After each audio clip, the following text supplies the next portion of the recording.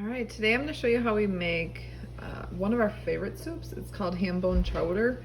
And first, this is a double recipe because I have a giant 7-quart stock pot and we go through a lot of soups. So I also am cleaning out the freezer, and so I had 2 ham bones. I thought, perfect, I will make a double recipe. Sorry, my dishwasher is very loud in the background. You probably can hear that. So I started out with 2 ham bones and 16 cups of water or so, just pretty much enough to cover your ham bone. And I have onion, celery, and carrots. Carrots are not in the original recipe, but I like to add them if I can, and we were gifted about 30 pounds of carrots, so I had plenty to add. You can also add like broccoli and sweet potatoes once we get to the potato part. So this is the start. You just put your ham bone. Let's see if I can do this. Am I skilled enough? It's gonna make a mess. I don't think I can do it. I wanted to be all like cool. It would look really neat, but it didn't work. So we'll just have to take my clean hands and dump this in there. So essentially you just put in your, usually it's just your celery and your onion, but again, I had extra carrots, so I'm adding carrots. And your ham bone, and then pepper. The recipe calls for white pepper and black pepper. I rarely have white pepper, so I just usually double the amount of black pepper and it turns out just fine. I will have the recipe linked below. Okay, so that's all that. You put in your pepper, and I don't like to measure very often. So you dump in, you'll dump in about a teaspoon for a regular recipe. I dump in about 2 teaspoons-ish. Definitely to taste once we get to the end of the recipe. And you'll notice this recipe does not call for salt, mainly because ham usually is salty itself. So you'll get the salt off of this ham bone that you have. But again, you season to taste, whatever works for you. Yeah, so that's that, and I will be back once this will simmer for about 30 minutes until the ham comes off the ham bone easily. These were frozen when I threw them in here, so it might take a little bit more than 30 minutes, and that's fine too. And we'll be back. Okay, it's a little while later, more than half an hour. All right, we're gonna take out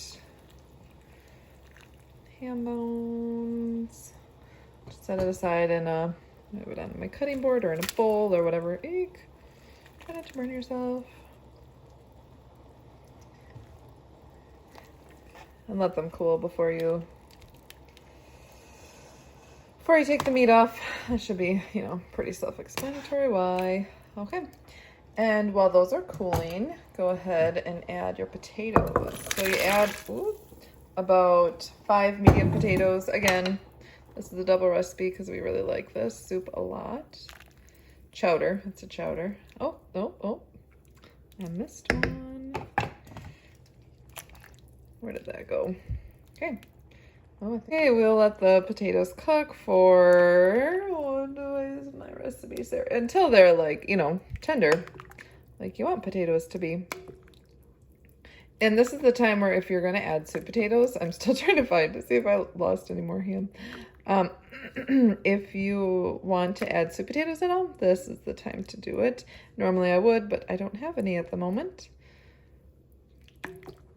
I think I got it all. Okay, and then we will be making a little thickener for this in just a minute. So right now I've got this is done over here. The potatoes are tender. I put the ham back in. There wasn't a ton of ham. Sometimes that happens, and so if you have like extra ham, pieces left over, you can always dice them up and put them in, or leave it as is. You get a lot of the flavor from the bones. And over here I have the roux going. So I have the butter, and I'll add in the flour. The flour can be whatever you want. My videography skills leave something to be desired, but I added in the milk, and you add that in slowly so you're not like, you're gonna have one so it's just not, it's smoother that way. And then you can see this is really thickening up nice, like it's getting kind of hard to whisk, in fact. And so that is perfect. That is what a good roux should look like. And once it's thick, we're going to add this back to our soup and make it nice and thick. Okay, let's try this one-handed. You know it's not gonna go well. I'm gonna have to grab a spatula. Okay, there we go. I'll get the rest of that out and stir it up. It's done. I have added in the corn, and it's not completely thawed, mainly because I usually forget. Here's a big frozen chunk of it. Sorry, Loretta, that's a really loud chair. But that helps cool down the soup too.